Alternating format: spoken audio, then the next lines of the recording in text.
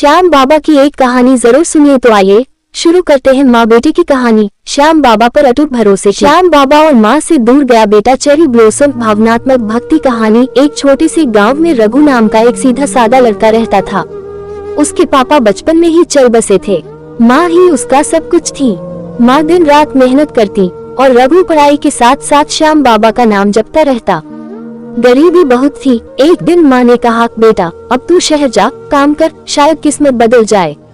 रघु की आंखों में आंसू थे पर मजबूरी थी। माँ के पैर छूकर उसने सिर्फ इतना कहा, माँ श्याम बाबा साथ रहेंगे। शहर की ठोकरें। शहर में रघु को काम मिला लेकिन जिंदगी आसान नहीं थी।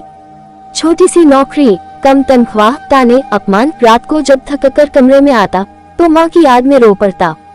हर रात वो दीवार पर टंगी श्याम बाबा की छोटी सी फोटो के सामने बैठकर कहता, बाबा माँ की लाज रख लेना।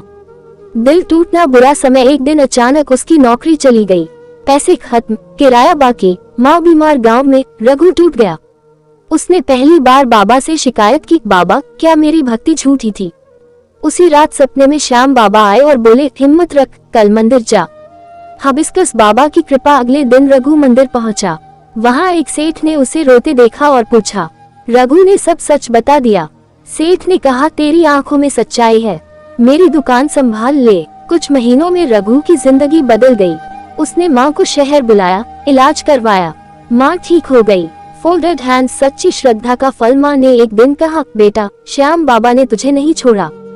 रघु मुस्कुराया, आंखों में आंसू थे। माँ बाबा कभी अपने भक्त को अकेला नहीं छोड़ते।